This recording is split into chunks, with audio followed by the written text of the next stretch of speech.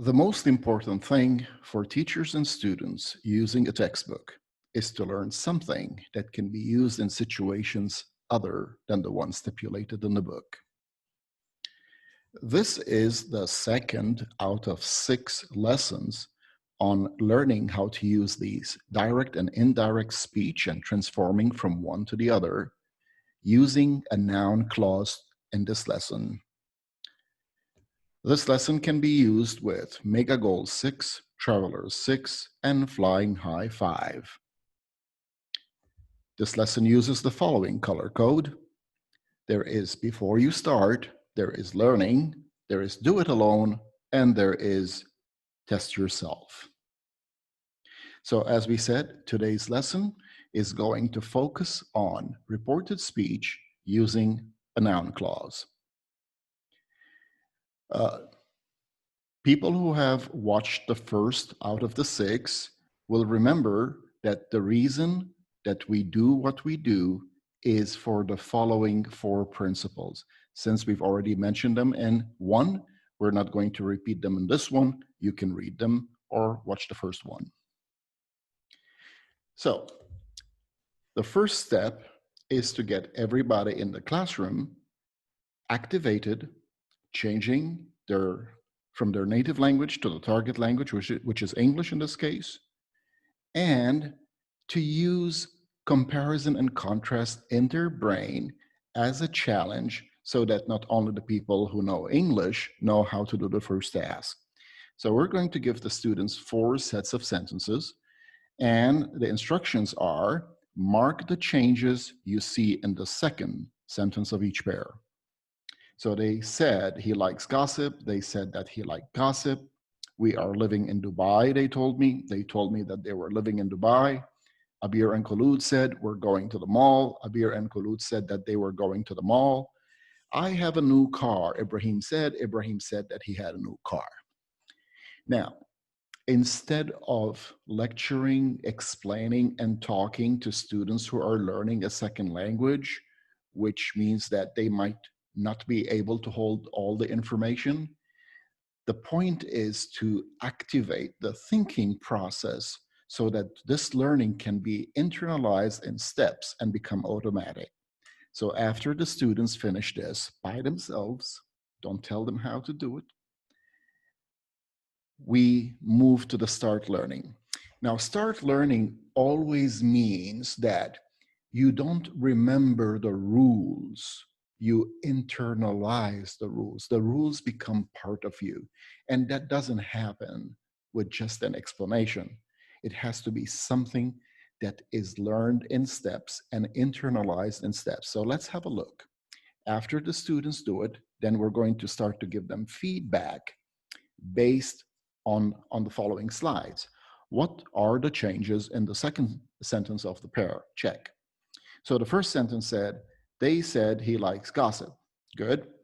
In the second one, there was no comma after said. Oh, look, we added the word that. Oh, there are no quotation marks after, or sorry, before he.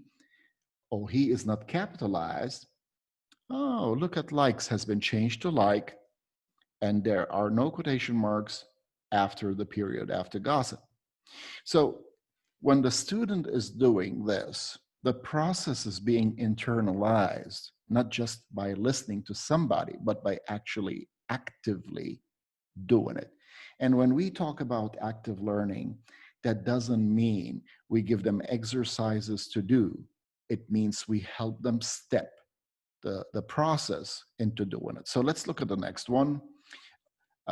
This is the exact words that were said. These were not the exact words that were spoken. Let's look at the second one. We are living in Dubai, they told me. They told me that they were living in Dubai. So what are the changes? Well, there is no comma after me or period. We added the word that. We did not put any quotation marks. We changed the they instead of we said we are living in Dubai. It's been changed to they. and are has been changed to were. There are no quotation marks. So the exact words were, we are living in Dubai, and the reported ones are that they were living in Dubai. Let's look at one more. What are the changes that occurred in the second pair of sentences? Abir and Khulud said, we're going to the mall. Let's see. Abir and Khulud said, okay, no comma. We added the word that, no quotation mark. We changed to they, and they is not capitalized. The are has been changed to were, and there are no quotation marks. Please avoid trying to give the rules now. What we are doing, we are priming the brain. So in order for the brain to start learning, we have to prime it and set conditions that will allow learning to happen. And the first step here is use your processing in the brain of comparison and contrast to see the differences. And this can be done by everybody, not just the person who knows English. These are the exact words, and these were not the exact words. And here's the last one out of the 4 sets. I have a new car, Ibrahim said. Ibrahim said, no comma or period. No that. Or we added the word that. No quotation marks. The I have a new car has been changed to he has a new car, and it's not capitalized.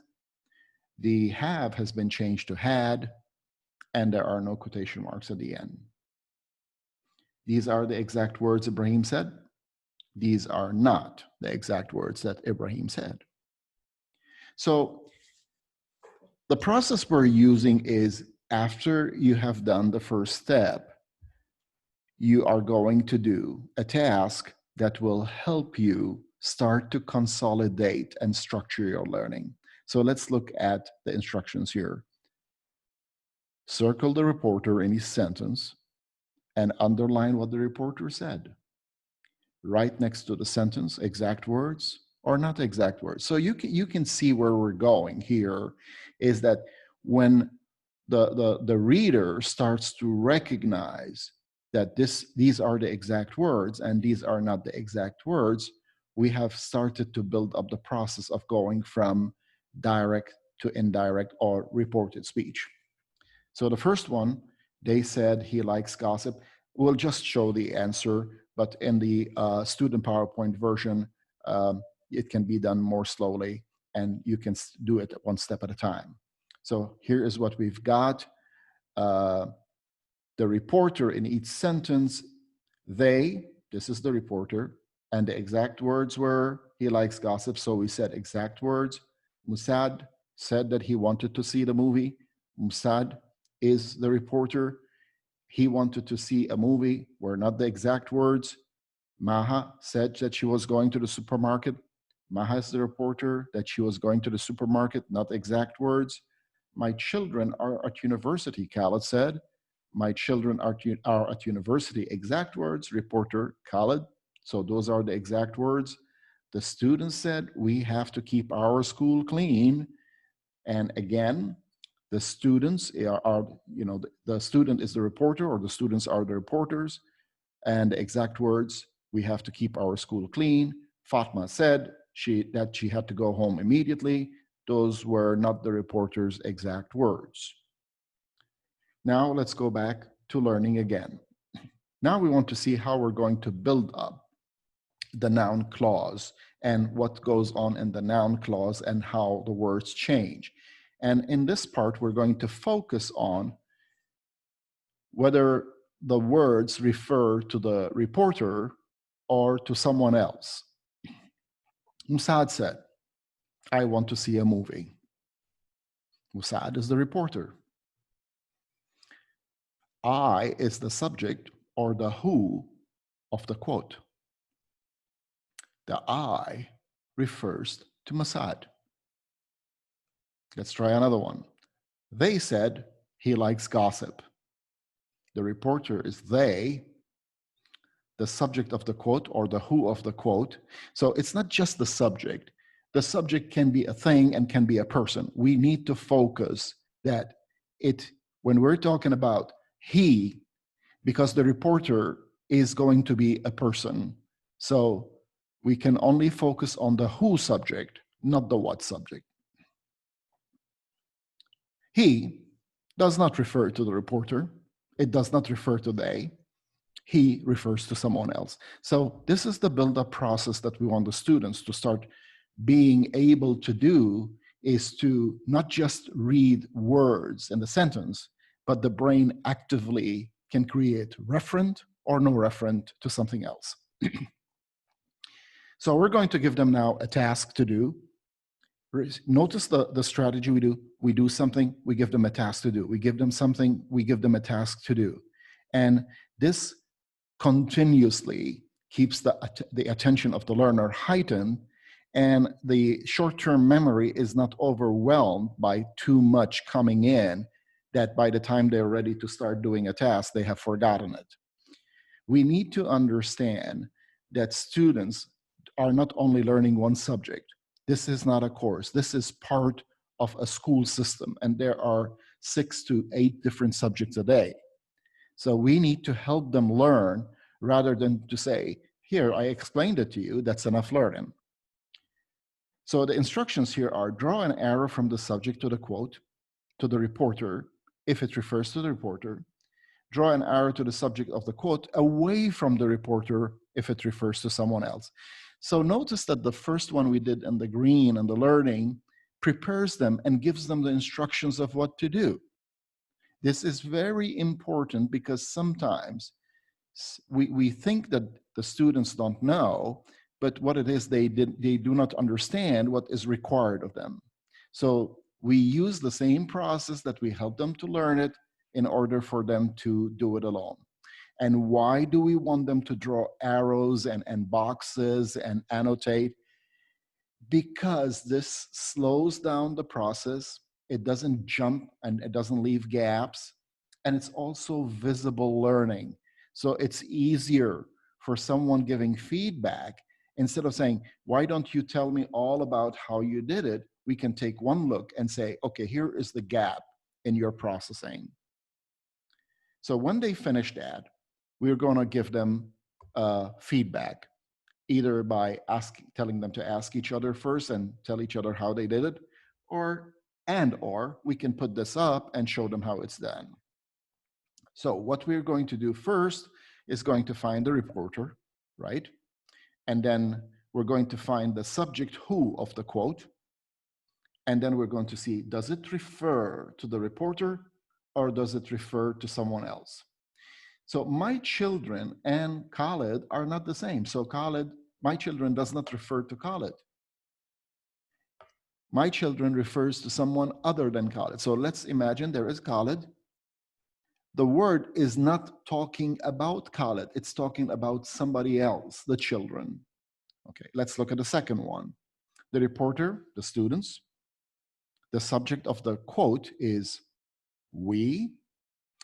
What we need to find out, does the we refer to someone else or does it refer to the reporter, the students? It refers to the reporter, to the students. Now, let's learn some more. We want to label the reporter and circle the subject of the reported clause. So we'll draw an arrow away from the subject of the reported clause to the reporter if it refers to the reporter, and we will draw an arrow from the subject of the reported clause away from the reporter if it refers to someone else. Now, what's the difference between this and the previous one? The previous one had the exact words. This one is reported with a noun clause. So now the brain is starting to build up the differences that will happen here that are different from direct speech. So let's look at this one. Musad said he wanted to see a movie. Musad is the reporter. He is the subject of the clause that he wanted to see a movie, not his exact words. What was reported, this is called the noun clause now, that he wanted to see a movie. It's not a sentence. It is a clause that is taking the role of a noun. So if we're going to ask a question, we're going to say, What did Musad say? What? So notice that he wanted to see a movie is taking the role of a what. But inside the clause, there is a subject of who. Now, does the word who, he, refer to Musad or to somebody else? Let's see. He refers to the reporter Musad. So Musad and he are the same words. They said that he liked gossip. Again, the reporter is they. He is the subject of the clause. The clause is that he liked gossip. Now let's look at he.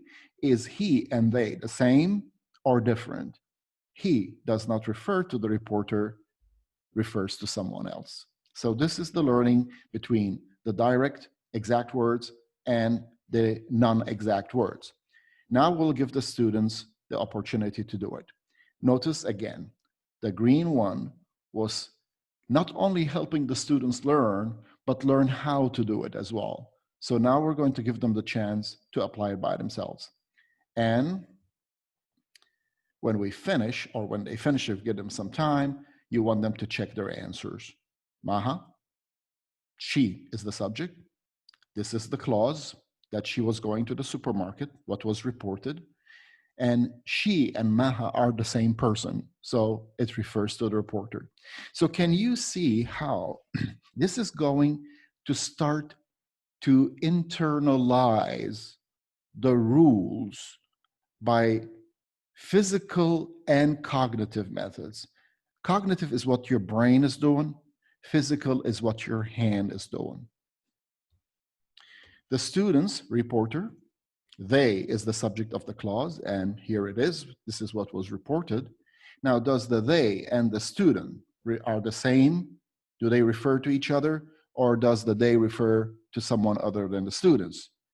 They refers to the students. The students and they are the same people. One more, Fatma said she had to go home immediately. And Fatma is the reporter. She is the subject of the reported clause, the noun clause, and Fatma and she are the same people. So this is very important to build up the ability to do the referencing or the referent. And that's what pronouns do. They refer to someone or something that came before them or that might come after them. Now, let's learn some more. Now we're going to look at the direct and reported clause in each sentence. We're going to highlight the direct clause in yellow and the reported clause in green. Then we're going to circle the main verb in the sentence and the verb of the direct quote. We're also going to circle the main verb in the sentence and the verb of the clause. So you can see the first one is with exact words, and the second one now is with the noun clause or not the exact words. And here's where we're going to help them. So let's first of all find the clause and the reported. He likes gossip. Those are the exact words, direct. And that he liked gossip is the reported clause, or the noun clause in this case. We're going to circle the main verb in both sentences. The main verb is said in the sentence, but in the reported or the exact words, it's likes. In the second one, the main verb is said, but the verb inside the noun clause is liked. So what is the main verb of the sentence? Here, it's said. The other one is part of what was said, not the action that the speaker or the reporter took. Now let's look. We have to think this way. How does the verb of the quote change in the clause of the second sentence? It changes from likes to liked. Okay. How do we think about it? Well, we need to write this.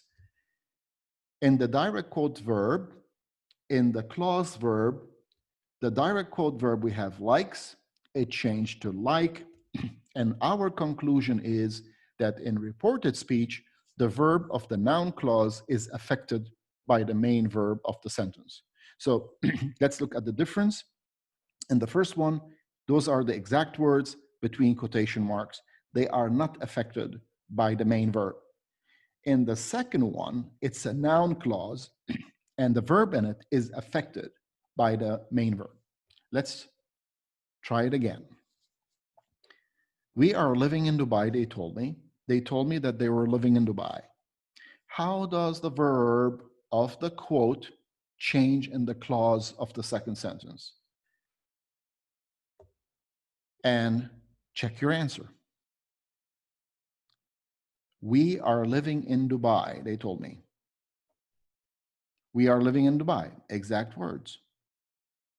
That they were living in Dubai, not the exact words. So you want the students to be doing this. Here are the verbs. Which one is the main verb? In the first one, it's told. In the second one, it's told. Are is not the verb of the sentence. It's the verb of the exact words. Now, the next thing we need to think about is, how does it change? It went from are to where. Here is our conclusion. This is what the kids will write. Are changed to where, and in reported speech, the verb of the noun clause is affected by the main verb of the sentence. Let's try this again. Think. Do it alone. Abir and Khulud said, we're going to the mall. Abir and Khulud said that they were going to the mall. Give them some time to do it by themselves, and then check your answer. Now, always find the exact words and the reported noun clause. We are going to the mall. That they were going to the mall. If the student cannot find these two, it is going to be very difficult to move on. Then let's circle the main verbs. Abir and Khulud said. Said is the main verb. Are and where are the verbs inside the exact words and the noun clause. Then they need to think. How does the verb change from the exact words to the clause? And then they write, are changes to where. And this will help them, again, as I said, internalize the rules of the language. And here's another one, the last one.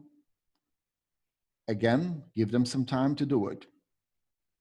So this can be projected, or it can be done remotely, and the students need to write down their answers, and then we're going to check. I have a new car, that he had a new car. The main verb has got to be said.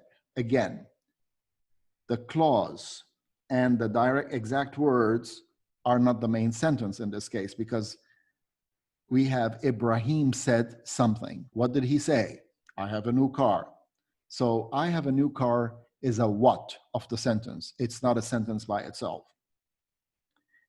And we think, how does the verb change? Oh, look at this. Have has changed to had. Our conclusion is, in a direct quote, the verb is have. In the clause, the verb is had. And this is what we do. And now you give them the final test yourself.